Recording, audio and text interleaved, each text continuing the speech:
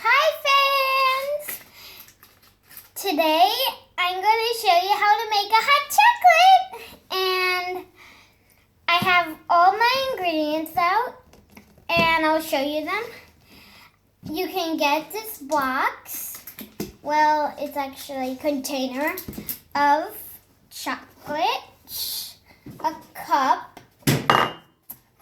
a spoon, and here's my toppings. I would use one big marshmallow, whipped cream, and sprinkles, which I don't really like to do. Let's get started. Let's get started. So first I'm going to put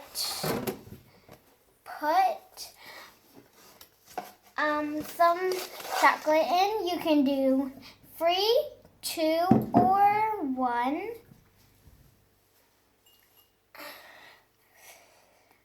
I'm going to do 3, and it's okay if you make a mess like I did, because you can just clean it up. So, and then I'm going to use the hot water that my mom boiled up for me. Thanks. And then I'm going to stir it